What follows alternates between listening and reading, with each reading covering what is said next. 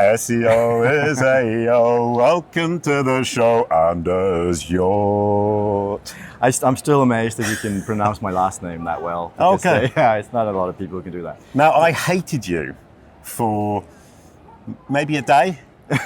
When was that? Because I sang to you you were on the first episode, and you told everybody about it. And I thought you'd ruined it, but it turns out you didn't at all. And everyone was still laughing. I think everybody found that really funny, but I was just struck the first time you did that. So I was like, wow, that was amazing. Anders was the first victim of that song, and you took it really well. Yeah, I loved it. And now we're back, and you're the first victim of video.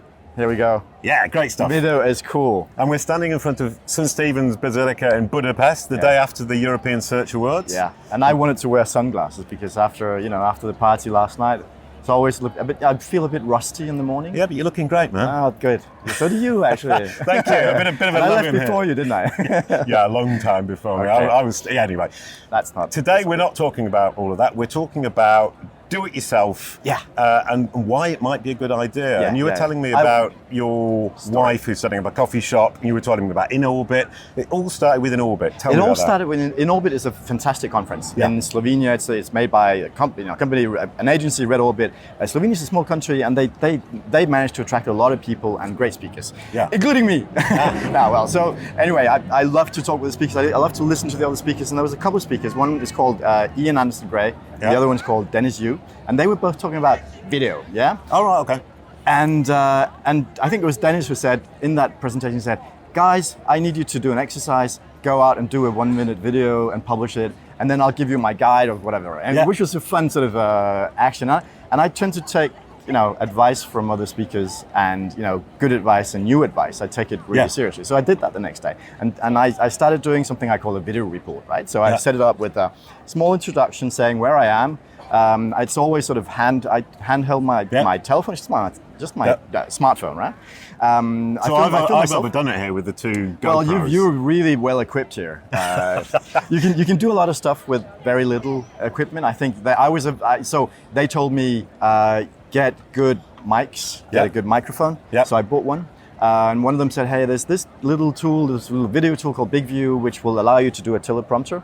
So that you don't. So when the first videos I did, I was like, sometimes I would have my phone here, and then I had little post-its on the phone, and I wouldn't remember the whole story. That's a brilliant image. You have to go through there, and it's like, and then you stop and you do it again, and then the lighting isn't always good. We've got fantastic light outside, so you can do stuff with little equipment. So that's sort of a philosophy that I sort of took in, and then when I go to conference, I try to do a little bit of video report every single time. I did one this morning for last night, and mention a couple of people and the things that struck me. But can I ask a question? You weren't wearing your sunglasses. I was wearing my sunglasses this morning, absolutely. Yes, okay. I did. Okay, so I've got the special treatment. You've got the special treatment. Great. Yes, absolutely. Yeah. So now you're doing a video every day. Now, why are you doing it? That's something else. Oh, sorry. No, so what happened? So this is for my wife, and my wife is she has a company. She's been running a company that helps people with paperwork.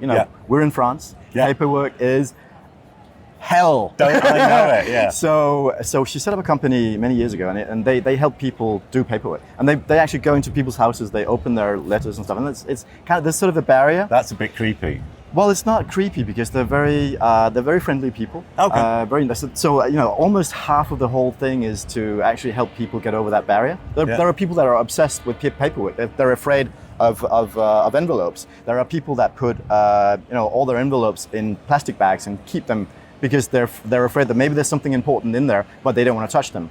I've seen photos of places where people actually hide them behind the curtains or under the bed. So big, and this is called phobie administrative. So phobia, right? Administrative phobia. So brilliant. Yeah. So well, not brilliant actually. Well, it must be awful. It exists out there, and some of their clients are that type of people. But what they wanted to do at one point. So there's a number of people doing this in the network that my wife set up. Called Family Zen. Yeah, so it's a sort of bringing the zenitude to families.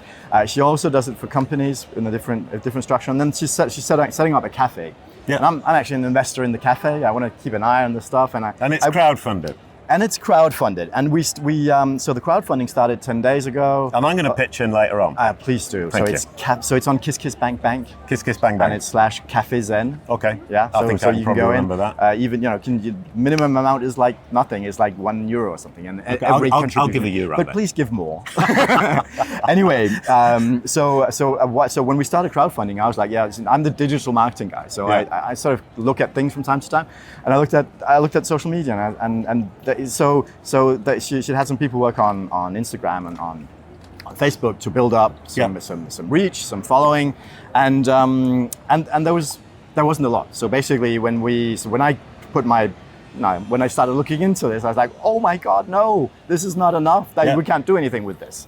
And of course, one of the problems was that they didn't have a lot of content. The cafe isn't launched yet. It's being renovated. You don't share a lot of renovation pics on Instagram. It's not. No. That doesn't create engagement. Doesn't create a lot of. Oh, I really want to go and have a coffee there. Yeah, but you can see we have some, but we try to give some interesting angles. Anyway, so renovation is undergoing, and we launched a crowdfunding, and then I was like, a little bit stressed because crowdfunding is, we're looking for €15,000, right? So we need to raise €15,000. And if we, after 44 days, get to 14,500, everybody gets their money back. Oh, yeah? Okay. Yeah. So we have to reach that target. So I was like, well, a little bit stressed. And then I thought, okay, I'm going to do something. And that's the DIY, do-it-yourself sort of attitude. And so were you translating from Danish to French to English then? I'm not sure. I'm not sure where it came from. I remember there's something. There's the Y and the I, and it's all YID is French. I don't know. Anyway, so what I did was I slept on it, and then I actually woke up in the middle of the night. I sleep really well. So when I wake up in the middle of the night, there's something, right? So sorry. Yeah. Paul McCartney said, if I have an idea for a song in the middle of the night, I don't write it down, because if I can't remember it the next day, it mustn't have been a good song. I do the opposite. And then he wrote "Oh bloody, oh blada." And you go, that's one you remembered, man? Yeah, no. I really take notes, because there's so much stuff, and it's so we're in digital marketing. There's a lot of nitty gritty little ideas, and if you don't take it down, I tend to forget. So I put it down, and it was like episode 1. We're launching the crowdfunding for Cafe Zen. It's today. This wonderful cafe, and so that was my wife. I did say you can do some promotion. I didn't mean you can overdo it. I was just. That was great, though. I was doing my wife. This is DIY. Take your opportunity when it presents itself. And so we decided to do one video every day, post every morning. And this is all thanks to the Orbit guys. It's thanks to the In Orbit and thanks to me taking the risk of picking up on that and learning a little bit and buying one piece of software and buying a mic and using my phone and also overcoming what I call the fear of looking stupid. Yeah. I've overcome that a long time ago. Yeah. I overcame that the first time I sang to you. Yeah. So you did that before. No, you were very comfortable when you did that. Oh no, I've been practicing. Really? Oh God, okay. I wasn't sure of it. Yeah, I think you inspired me as well. On the last conference, I actually sang. Really? In Danish, yeah, because there's a very famous. Can you sing in Danish now? I can sing exactly what I sing at that conference. So it's about there's it's in Danish. So I got that. So LinkedIn in Danish they say it in a funny way. So they say LinkedIn. Oh yeah. So I found that really funny because I didn't realize, and so that inspired me to remember a song by a very very famous rock singer, Danish. He died a couple of months ago. Isn't that a contradiction in terms? Very famous Danish. Sorry, that's the Danish pastry. So the guy's called Kim Larsen, and then the song is about a woman. But then I changed it to LinkedIn. So it goes like this: LinkedIn, jeg elsker dig, og jeg ved du elsker mig. And then then I stopped. Brilliant. Yeah, I've got the whole thing on my slide there. I'm going to do that next week. I think that's incredibly important. Is not thinking, I'm going to look a fool. I mean, you don't look a fool. You put yourself out there, man. It's part of the story. It's getting over that fear, and because people like that. People like authenticity. They like the background noise of all the tourists. Or do they? And so we do this every day. A new video every day. So we're featuring the different people, the different. So there's my daughter who actually invested in the cafe, and she's representing the ecological dimension. So she's talking about compost and about zero waste and about about no plastics and and all of that stuff, which is great and it tells part of the story. And then they're telling the story about the origins. And then there was one video which was, hey, we already reached 15%. Yeah. Thank you, which is nice and people like that. And you're posting these one a day on Instagram. Yes, Instagram and Facebook. Okay. So it's Alina Ghost was saying she hates it when people post the same thing on Instagram and Facebook. Do you agree with that? Because I've started to worry about it. So it's like, it's do it yourself. I have no clue. I will try. And so far, what we're seeing is that it actually goes on Instagram TV. Yeah. I had never heard of it before we started posting. Right. So sometimes we put it in stories, and sometimes so. But every day there's a new post. And when you look into the insights for the account, we've got 300 followers on Facebook, which is starting to represent something. But more importantly, we're making 2,000 engagements per week. Okay, yeah. And you compare that with anybody else, and we're just totally kicking it. You initially had a company doing the videos, and it didn't really work out. They didn't do videos, so they didn't have a lot of material. So they didn't have a lot to work with. But then when you have a You're provider, so reasonable. You're not dissing them at all. No, but so they didn't have the content that I can get access to. They wouldn't be able to convince my wife to stand up in front of a company, in front of a camera and tell a story, right? So and now she does it. She doesn't do it every day because it's only half the videos with her, but she's the main person.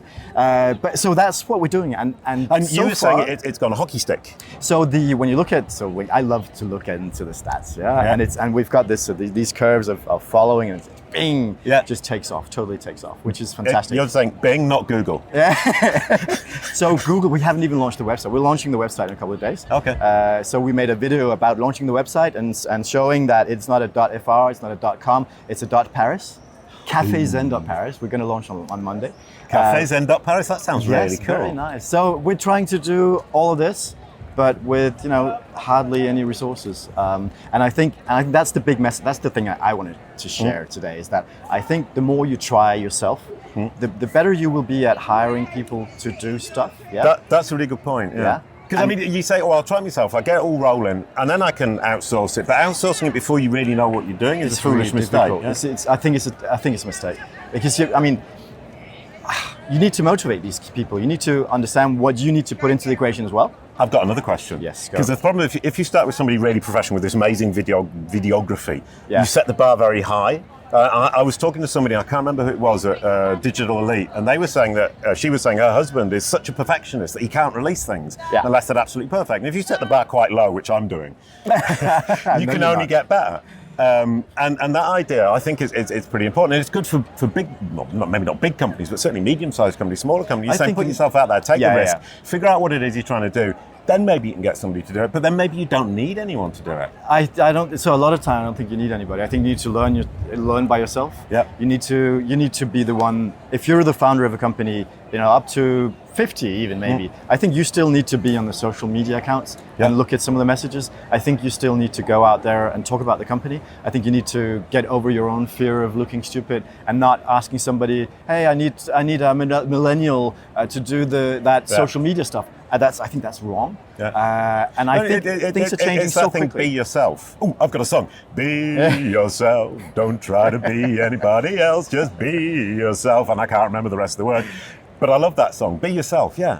Sorry. No, and I think so. I couldn't resist because you sang earlier on. I thought I had to sing again.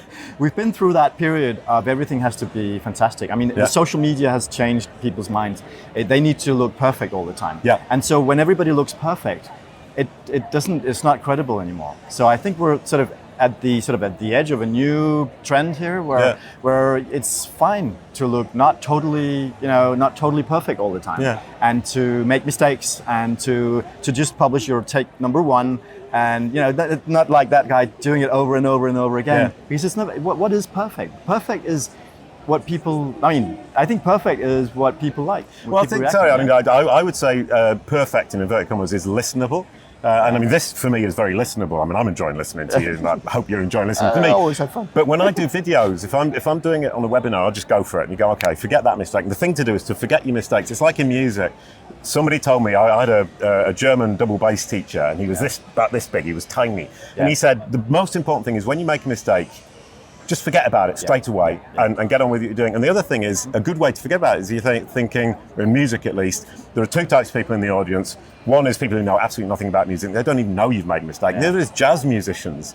And they think you've done something really clever. Yeah. And that was brilliant. You just go, I can immediately forget about my mistakes. And that's what you need to do here. Isn't that where innovation comes from as well? Isn't that mistakes? Like, whoever invented the sauerkraut, the Schuhkraut, that must have been cabbage that was left outside too long, right? Yeah. And what is it? The greeny cheese in France? I'm not a cheese guy. I don't know.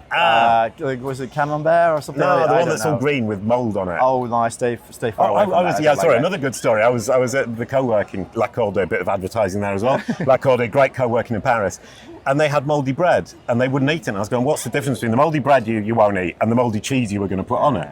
And the answer is, we don't know. And you have other stuff like that in other countries. In Denmark, they have this egg. They dig it into the ground and leave it for 6 months and then take it out, and it's totally rotten. And it's delicious. I've never tasted it. In Sweden, they have this surströmming, which is fish that has been in the can for too long. I think it's sardines or anchovies or something. Yeah. And then they even have to put it under water to open it because it's so stinky. But then when you take it out, when you put it really thinly on a piece of bread with the potatoes and then some snaps, like strong alcohol. Oh yeah, if you drink alcohol, you can eat anything. So, but I think there's a lot of things out there that we haven't discovered yet. Sorry, you're relating rotten food to what we should be doing in digital marketing. I am hooked on innovation. Innovation comes from many places. It comes from mistakes. It comes from trying out. It comes from just trying. Yeah. So I didn't know 2 months ago that we could hit it on social media by doing, amateur videos every day. And so we're raising the bar. I mean, my wife gets better every day. In the beginning, I was filming because she didn't want to see herself. And then now it turned around. I bought a little thing there to fix the phone, and I bought a mic, and that's all. I mean, so the budget is 150 euros. Brilliant. And you can't buy services for that price. No. And you can't buy reach. You can't buy engagement. You can't buy authenticity. Yeah. SEO is AEO. Thank you, Anders. Can't buy you love.